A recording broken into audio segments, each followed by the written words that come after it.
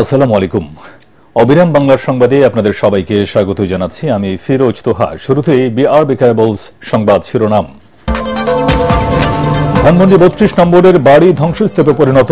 সুধা সদনে অগ্নিসংযোগ, বিভিন্ন স্থানে বুলডোজার দিয়ে গুড়িয়ে দেওয়া হল শেখ হাসিনার স্বজন ও আওয়ামী লীগ নেতাদের বাড়ি।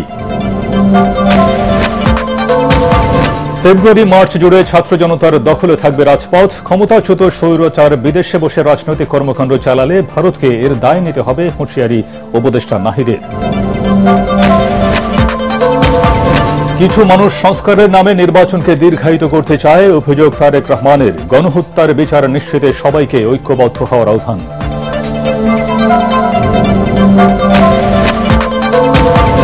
এবং ক্ষমতা বিকেন্দ্রীকরণে দেশকে ৪ প্রদেশে বিভক্ত করার সুপারিশ জনপ্রশাসন সংস্কার কমিশনের। ঢাকা, নারায়ণগঞ্জ, টঙ্গী নিয়ে সিটি গভর্নমেন্ট করার প্রস্তাব। শুনছিলেন বিআরবি কেবলস সংবাদ শিরোনাম। এবারে বিস্তারিত। ধানমন্ডি ৩২ নম্বরের শেখ মুজিবুর রহমানের বাড়ি এখন ধ্বংসস্তূপে পরিণত হয়েছে। রাতভর বিক্ষোভের পর বাড়ির বিভিন্ন অংশ বুলডোজার দিয়ে ভেঙে ফেলেছে বিক্ষুব্ধ ছাত্র জনতা। আগুন লাগিয়ে পুড়িয়ে দেওয়া হয়েছে বাড়ির বিভিন্ন জিনিসপত্র। ভেঙে ফেলা হয়েছে শেখ মুজিবুর রহমানের মুরাল। বিক্ষুব্ধ ছাত্র জনতার দাবি, ফ্যাসিবাদের চিহ্ন মুছে ফেলা হবে। অবিলম্বে শেখ হাসিনাকে দেশে ফিরিয়ে এনে তার শাস্তি নিশ্চিত করার দাবি জানান তারা। জহিরুল আলম রঞ্জু ও শাহজাহান হোসেন সেন্টুর ক্যামেরায় আরো জানাচ্ছেন মনির হোসেন তপু। ধানমন্ডি ৩২ অভিমুখে ছাত্র জনতার পূর্ব নির্ধারিত বুলডোজার কর্মসূচি।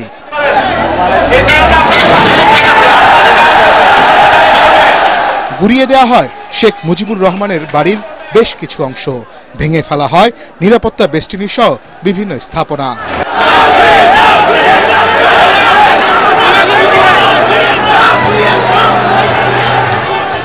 ৫ আগস্টের পর দ্বিতীয় দফায় আগুন দেয়া হয় ধানমন্ডি ৩২-এর এই ভবনটিতে।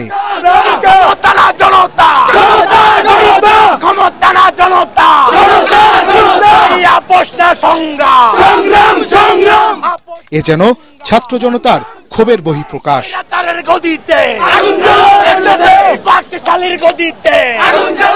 পূর্ব ঘোষিত কর্মসূচি অনুযায়ী সন্ধ্যার পর থেকে দলে দলে এখানে জড়ো হয় আন্দোলনকারী ছাত্র জনতা। অগণিত মানুষের ভিড়ে স্লোগানে স্লোগানে মুখরিত হয়ে ওঠে পুরো এলাকা।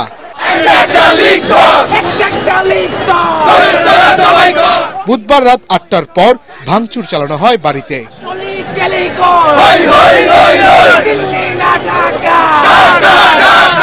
৩২ নম্বরের এই বাড়িটির প্রবেশমুখের স্থাপিত শেখ মুজিবুর রহমানের মুরালটি ভেঙে ফেলা হয়। আগুন লাগিয়ে দেওয়া হয় ভবনে, খুলে ফেলা হয় ইট। বিক্ষুব্ধ ছাত্র জনতার দাবি, যারা ছাত্র হত্যার সঙ্গে জড়িত সেসব ফেসিবাদের কোনো চিহ্ন দেশের মাটিতে থাকবে না। এখন একমাত্র আমরা ছাত্র জনতা মিলে যে রাজনৈতিক দল গঠন করবো কিংবা আমরা যে ডিসিশন দিব সে অনুযায়ী বাংলাদেশ চলবে। কোনো ফ্যাসিবাদ কিংবা কোনো মুজিববাদ এই বাংলাদেশে কায়েম হবে না ইনশাআল্লাহ। আওয়ামী লীগ যারা করে, হাসিনার ফ্যামিলি বা এই দেশে যারা আছে তারা এখনো অনুতপ্ত না। একটা মানুষ এখন অনুতপ্ত না। তাদের মধ্যে ২০০০ শহীদের রক্তের বিনিময়ে যে স্বাধীনতা এসেছে তাদের মধ্যে কোনো অনুতপ্ত নাই। তারা এখন সাহস রাখে কিভাবে যে এখনো তারা প্রেস কনফারেন্স করবে। আমি অবাক হয়ে যাই। অবিলম্বে দেশে ফিরিয়ে এনে শেখ হাসিনার শাস্তি নিশ্চিতের দাবিও জানান তারা। এই স্বৈরাচারী শেখ হাসিনাকে আমরা বিচ্ছিন্ন করে দেব, আর যে বাহিনী আছে আমরা কিচ্ছুই রাখবো না। সৌদি আরবে আবু জাহেলের বাড়ি পেশাবখানা বানানো হয়েছে, তাহলে অর্থ বানানোতে কি হয়েছে? অর্থ পেশাবখানা করা হবে, ঠিক নাকি? একই সাথে সারা দেশে শেখ হাসিনার স্বজনদের বাড়ি ও বিভিন্ন স্থাপনায় বুলডোজার কর্মসূচি পালন করে বিপ্লবী ছাত্র জনতা।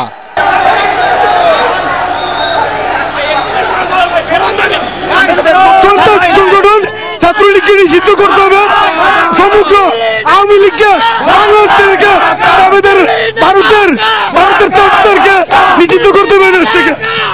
স্লোগানে স্লোগানে এভাবেই তারা তাদের দাবি দাওয়াগুলো তুলে ধরেছেন। অতি দ্রুত তাদের দাবি দাওয়াগুলো পালনের জন্য অন্তর্বর্তী সরকারের কাছে তারা আহ্বান জানিয়েছেন। মনির হোসেন তপু, এটিএন বাংলা, ঢাকা। এখনো ভাঙা হচ্ছে ধানমন্ডি ৩২ নম্বরে শেখ মুজিবুর রহমানের বাড়ি। ভোর থেকেই বিক্ষুব্ধ ছাত্র জনতা জড়ো হতে থাকেন ৩২ নম্বরে। অসংখ্য মানুষের উপস্থিতিতে বুলডোজার দিয়ে গুড়িয়ে দেওয়া হচ্ছে বাড়িটি। এ সময় স্বৈরাচারী আওয়ামী লীগ, স্বৈর শাসক হাসিনা, মুজিববাদের বিরুদ্ধে নানা স্লোগান দেন বিক্ষুব্ধ জনতা। জানিয়ে দেন স্বৈরাচারের আস্তানা এদেশে থাকবে না। শেখ হাসিনার বক্তৃতাকে কেন্দ্র করে রাতভর বাড়ি ভাঙার কার্যক্রম চালায় তারা।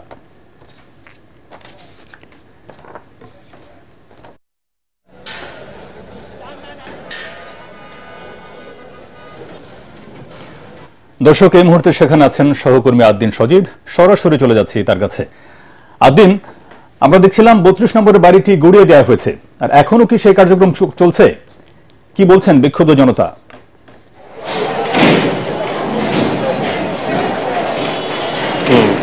তোহা, আপনি দেখতে পাচ্ছেন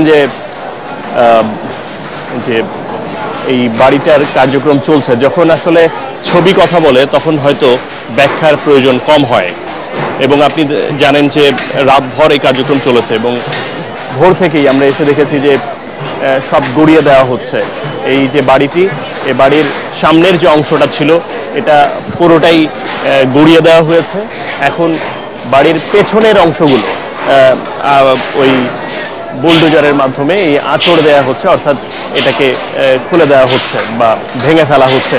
আমরা দেখতে পাচ্ছি যে অনেক মানুষ জড়ো হয়েছেন, যে যার মতো করে। আমরা এই বাড়িটার ভেতরেও অনেককে দেখেছি, এবং এখনো এই বাড়ির যে অংশে এই গুড়িয়ে দেওয়া হচ্ছে তার অন্য অংশে ভেতরের অনেক কিছু ভেঙে ফেলার কার্যক্রম অনেকে করছে। একই সঙ্গে আমরা দেখতে পাচ্ছি যে যে লাইব্রেরিটা আছে ওই পাশের অংশের যে লাইব্রেরি, সেখান থেকেও অনেকে বই সহ অন্যান্য বিষয়গুলো তারা দেখছেন, এবং পরে কেউ কেউ এই বইগুলো নিয়েও যাচ্ছেন। তারা কি করবেন এটা তারাই ভালো জানেন। তবে এটা দেখা যাচ্ছে যে বিভিন্ন জন মহিলা, পুরুষ, অল্প বয়সী অনেকেই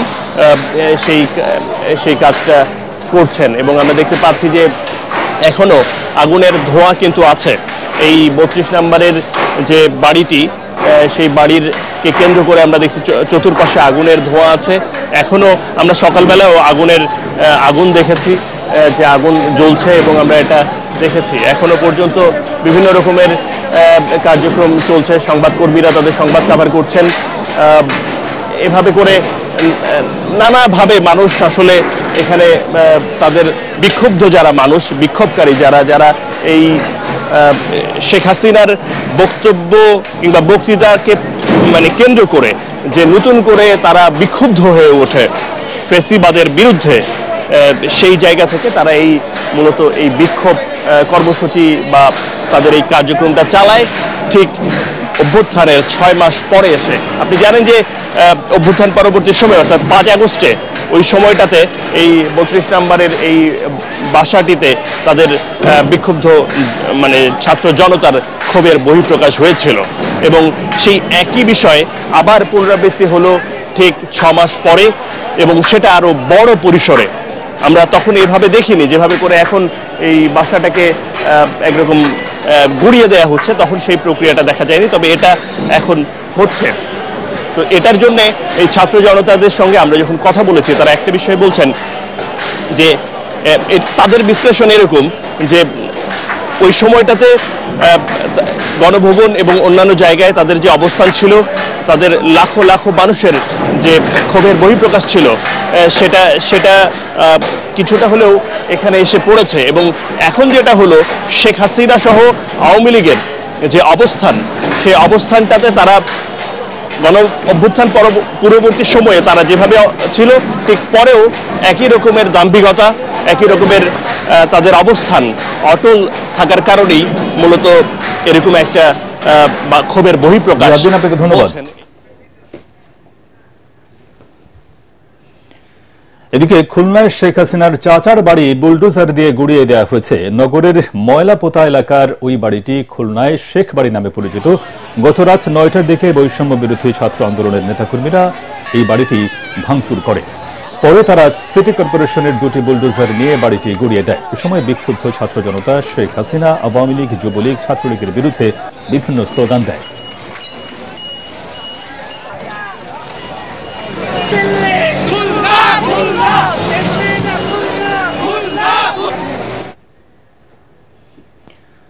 ঝালকাঠি 2 আসনের সাবেক সংসদ সদস্য ও আওয়ামী লীগের উপদেষ্টা মণ্ডলীর সদস্য আমির হোসেন আমুর বরিশালের বাসভবন বুলডোজার দিয়ে গুড়িয়ে দেওয়া হয়েছে।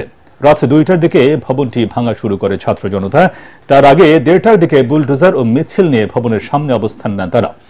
প্রত্যক্ষদর্শীরা জানান, রাত 12টার দিকে কালীবাড়ি রোডে সাবেক সিটি মেয়র সানিয়াবাদ সাদিক আবদুল্লাহর বাসভবন বুলডোজার দিয়ে গুড়িয়ে দেওয়ার পর নগরীর জীবনানন্দ দাস সড়কে অবস্থিত আমির হোসেন আমুর বাসভবনের সামনে আসেন ছাত্র জনতা। পরে তারা বাড়ি ভাঙা শুরু করেন। সাদিক আবদুল্লাহর বাসভবন ভাঙার সময় সেনাবাহিনী বাধা দেওয়ার চেষ্টা করে, তবে আমুর ভবন ভাঙার সময় তেমন বাধার মুখে পড়েনি ছাত্র জনতা।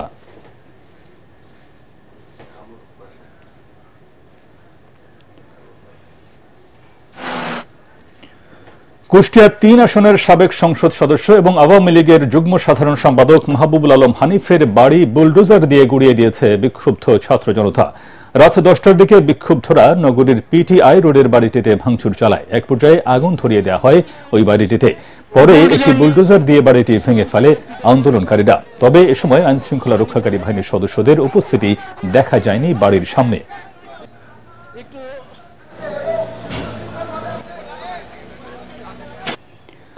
ফেব্রুয়ারি মার্চ জুড়ে রাজপথ ছাত্র জনতার দখলে থাকবে বলে জানিয়েছেন তথ্য ও সম্প্রচার উপদেষ্টা নাহিদ ইসলাম। ক্ষমতাচ্যুত স্বৈরাচার শেখ হাসিনা বিদেশে বসে রাজনৈতিক কর্মকাণ্ড চালালে এর দায় ভারতকে নিতে হবে বলে হুঁশিয়ারি দেন তিনি। আওয়ামী লীগ নেতাকর্মীদের সকল ষড়যন্ত্র প্রতিরোধে ছাত্র জনতা প্রস্তুত আছে বলে সতর্ক করেন বৈষম্য বিরোধী আন্দোলনের অন্যতম এই নেতা। মনির হোসেন তপুর আরও একটি রিপোর্ট। জুলাই অভ্যুত্থানে দেশের শীর্ষ পর্যায়ের 25টি পত্রিকার ভূমিকা কি ছিল তা সংরক্ষণ করেন প্রধান উপদেষ্টার সিনিয়র সহকারী প্রেস সচিব আহমদ ফয়েজ। পত্রে জুলাই গণঅভ্যুত্থান নামে বই লিখেন তিনি। বইটির মোড়ক উন্মোচন উপলক্ষে এই অনুষ্ঠানের আয়োজন করা হয়। এ সময় বক্তারা বলেন, ছাত্র জনতার আন্দোলনের সময় ফ্যাসিবাদ আওয়ামী লীগ সরকারের নিয়ন্ত্রণে ছিল ইলেকট্রনিক মিডিয়া।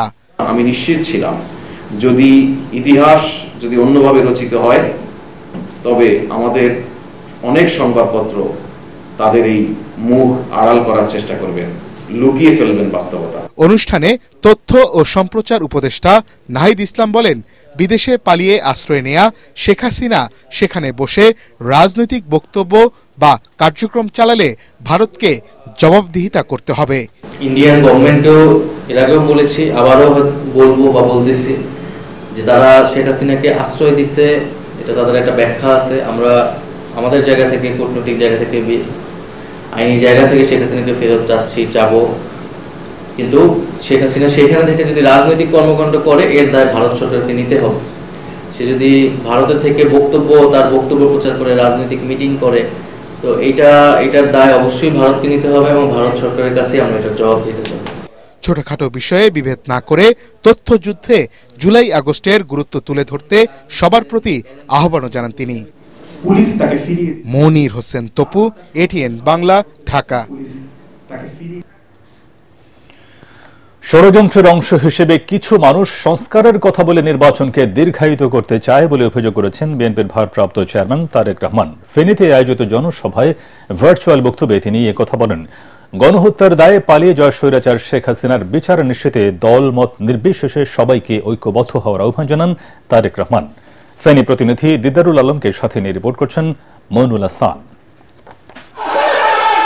ফেনীতে 2016 সালে আইনশৃঙ্খলা বাহিনীর ক্রসফায়ারে প্রাণ হারানো স্থানীয় যুবদল নেতা মাসুদের পরিবারকে দলের পক্ষ থেকে সহায়তা হিসেবে নতুন বাড়ি উপহার দেন বিএনপির ভারপ্রাপ্ত চেয়ারম্যান তারেক রহমান।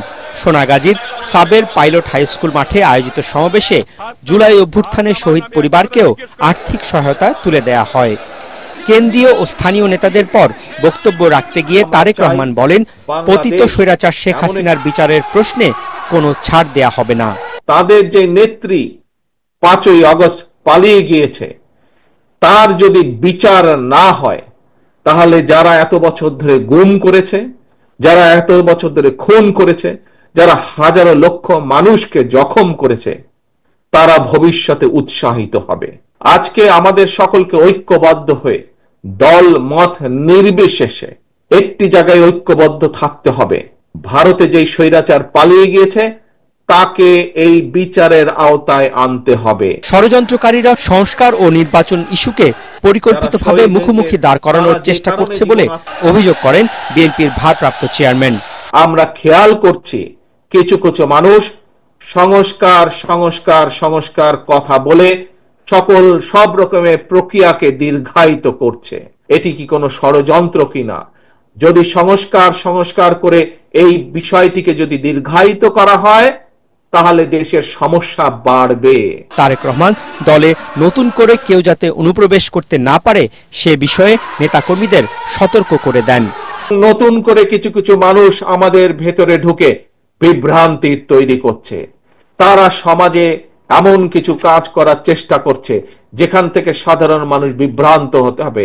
আপনাদের সকলকে এই সকল অনুচরদের বিরুদ্ধে আপনাদের সকলকে সজাগ থাকতে হবে, সকলকে সতর্ক থাকতে হবে, যাতে তারা আমাদের এই গণতন্ত্র প্রতিষ্ঠার আন্দোলনকে যাতে কোনোভাবে তারা ব্যাঘাত ঘটাতে না পারে। ফেনীর সাথে তার পরিবারের নারীর সম্পর্কের কথা তুলে ধরে তারেক রহমান বলেন, এ মাটির মেয়ে বেগম খালেদা জিয়া গণতন্ত্র প্রতিষ্ঠার আন্দোলন আর বাংলাদেশকে এগিয়ে নিতে আপোষহীন সংগ্রাম করে যাচ্ছেন। মইনুল হাসান, এটিএন বাংলা। ক্ষমতা ও পরিষেবায় ঢাকার উপর চাপ কমাতে দেশে 4টি প্রদেশ করে শাসন ব্যবস্থা পরিচালনার সুপারিশ করেছে জনপ্রশাসন সংস্কার কমিশন। এছাড়া ঢাকা, নারায়ণগঞ্জ, গাজীপুর জেলার টঙ্গী নিয়ে ঢাকা সিটি গভর্নমেন্ট করার প্রস্তাব দেওয়া হয়েছে। প্রধান উপদেষ্টা ডক্টর মোহাম্মদ ইউনূসের কাছে সংস্কার প্রস্তাব তুলে দেন কমিশনের প্রধান আব্দুল মুঈদ চৌধুরী। এ সময় প্রধান উপদেষ্টা বলেন, জনগণকে হেনস্থা ও অপমান থেকে মুক্তি দিতেই সংস্কার জরুরি। আরও জানাচ্ছেন একরামুল হক সায়েম।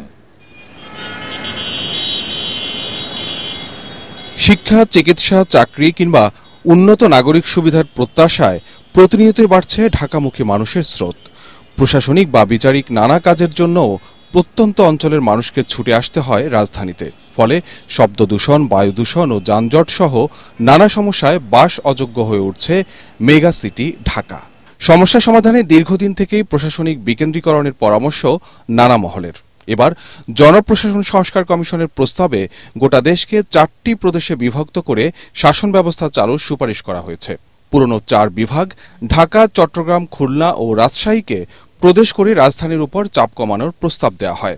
প্রাদেশিক শাসন ব্যবস্থা চালু করার একটা প্রস্তাব করেছি, সরকার এটা বিবেচনা করে যদি আমরা মনে করি যে আমাদের লোক সংখ্যার কারণে এই সেন্ট্রাল অ্যাডমিনিস্ট্রেশন এটা নট ভেরি এফেক্টিভ, তো যদি 4টা প্রভিন্স করা যায় তাহলে আমাদের ধারণা যে একদিকে যেমন এই সমস্যাগুলো যাবে, আরেকটা হলো রাজনৈতিক দিক থেকেও এর একটা প্রভাব আসবে। কারণ ওয়ান সেন্ট্রাল গভর্নমেন্ট কেউ একবার বসে গেলে সে he or she can control the entire country, influence. Province হলে এটা আমরা মনে করি যে এটা সম্ভব হবে না, এবং ভারত, পাকিস্তান সহ নেপাল বিভিন্ন দেশে এই ব্যবস্থা আছে। এছাড়া ঢাকা, নারায়ণগঞ্জ ও গাজীপুর জেলার টঙ্গী নিয়ে নয়াদিল্লির আদলে ঢাকা সিটি গভর্নমেন্ট করার প্রস্তাব দিয়েছে সংস্কার কমিশন। কুমিল্লা ও ফরিদপুরকে বিভাগ ও জেলা পরিষদ ব্যবস্থা বাতিলেরও সুপারিশ করা হয়েছে। রাজধানীর জন্য একটা আলাদা এটা ঢাকা, গ্রেটার ঢাকা ইনক্লুডিং নারায়ণগঞ্জ নিয়ে একটা ক্যাপিটাল সিটি গভর্নমেন্ট বা ক্যাপিটাল অথরিটি করা উচিত, এটা আমরা সুপারিশ করেছি। রাষ্ট্রীয় অতিথি ভবন যমুনায় বুধবার দুপুরে প্রধান উপদেষ্টা ডক্টর মোহাম্মদ ইউনূসের কাছে প্রতিবেদন জমা দেন জনপ্রশাসন সংস্কার কমিশনের প্রধান আব্দুল মুঈদ চৌধুরী। একটা স্থায়ী জনপ্রশাসন সংস্কার কমিশন থাকা উচিত, যাতে করে মাঝে মাঝে এটা রিভিউ করা হয়।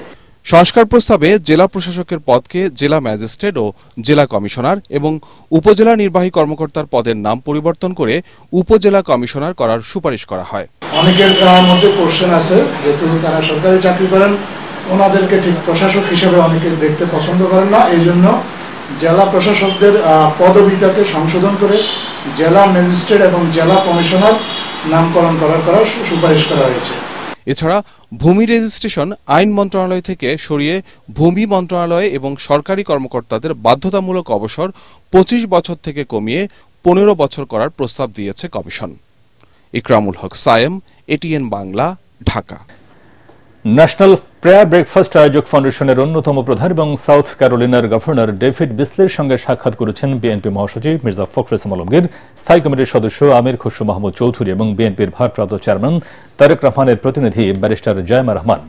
Governor David Beasley Republican governors অ্যাসোসিয়েশনের সাবেক সভাপতি, জাতিসংঘের ওয়ার্ল্ড ফুড প্রোগ্রামের প্রেসিডেন্ট এবং 2020 সালে সিরিয়া, ইয়েমেন এবং আফগানিস্তানে মানবিক সাহায্য দিয়ে মানুষের জীবন বাঁচানোর জন্য নোবেল শান্তি পুরস্কার লাভ করেন তিনি। রোহিঙ্গা সংকটের সময় তিনি বাংলাদেশ সফর করেন। এবারে পার্টেক্স খেলার খবর।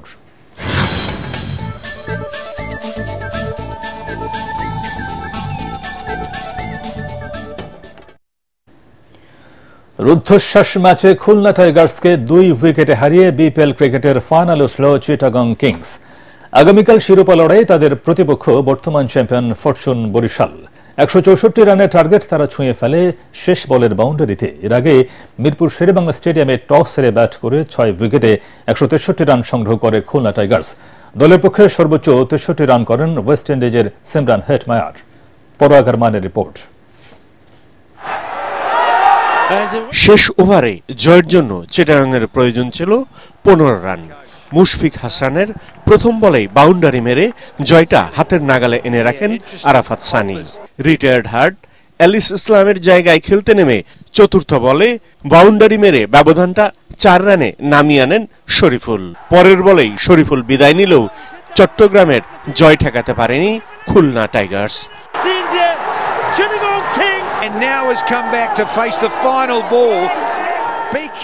অথচ 164 রানের টার্গেটে নেমে চিটাগাংয়ের শুরুটা মোটেই ভালো হয়নি। দলের স্কোরে 35 রান যোগ হতেই সাজঘরে পারভেজ হোসেন ইমন ও গ্রাহাম ক্লার্ক। তৃতীয় উইকেটে 2 পাকিস্তানি খাজা নাফি এবং হুসাইন তালাত 48 বলে 70 রানের জুটি করে চিটাগাংকে জয়ের পথেই রাখেন। জুটি ভাঙে 25 বলে 40 রানে থাকা তালাতের বিদায়ে। এরপরই চিটাগাংয়ের উপর ঝড় বইয়ে যায়। পরের 12 রান তুলতেই 4 উইকেট হারিয়ে পরাজয়ের শঙ্কায় পড়ে মোহাম্মদ মিঠুনের দল। কিন্তু সেই সুবিধাও কাজে লাগাতে পারেনি খুলনা টাইগার্স। জয় নিয়ে মাঠ ছাড়ে চিটাগং কিংস। এর আগে টস হেরে ব্যাটিংয়ে নেমে মাত্র 42 রানে 4 উইকেট হারিয়ে ব্যাকফুটে খুলনা টাইগার্স। দুর্দান্ত ধারাবাহিক নাইম শেখ এবারের বিপিএলে 500 রান পূর্ণ করলেও 22 বলে 19 রানে প্যাভিলিয়নে ফেরেন। তাতে চিটাগং কিংসের বোলিংয়ে অল্প রানে গুটিয়ে যাওয়ার শঙ্কা মেহেদী হাসান মিরাজের দলে। কিন্তু মাহিদুল ইসলাম অঙ্কন আর সিমরান হেটমায়ারের ব্যাট গল্প লিখল ফিরে আসার, জানান দিল ঘুরে দাঁড়ানোর। পঞ্চম উইকেটে 50 বলে 73 রানের জুটিতে বিপদ কাটানোর পাশাপাশি চ্যালেঞ্জিং স্কোরও পায় খুলনা টাইগার্স। শেষ 5 ওভারে 2 উইকেট হারিয়ে দলের স্কোরে 76 রান যোগ করেন খুলনার ব্যাটাররা। হেটমায়ার 63 এবং 41 রানে থামেন অঙ্কন। তাতে 6 উইকেটে 163 রানের পুঁজি পায় মেহেদী হাসান মিরাজের দল। পরাগ আরমান, এটিএন বাংলা। শেষ করার আগে বিআরবি কেবলস সংবাদ শিরোনাম আরেকবার। ধানমন্ডি 32 নম্বরের বাড়ি ধ্বংসস্তূপে পরিণত, সুধা সদনে অগ্নিসংযোগ। বিভিন্ন স্থানে বুলডোজার দিয়ে গুড়িয়ে দেওয়া হল শেখ হাসিনার স্বজন ও আওয়ামী লীগ নেতাদের বাড়ি। ফেব্রুয়ারি মার্চ জুড়ে ছাত্র জনতার দখলে থাকবে রাজপথ। ক্ষমতাচ্যুত স্বৈরাচার বিদেশে বসে রাজনৈতিক কর্মকাণ্ড চালালে ভারতকে এর দায় নিতে হবে, হুঁশিয়ারি উপদেষ্টা নাহিদের। কিছু মানুষ সংস্কারের নামে নির্বাচনকে দীর্ঘায়িত করতে চায়, অভিযোগ তারেক রহমানের। গণহত্যার বিচার নিশ্চিতে সবাইকে ঐক্যবদ্ধ হওয়ার আহ্বান।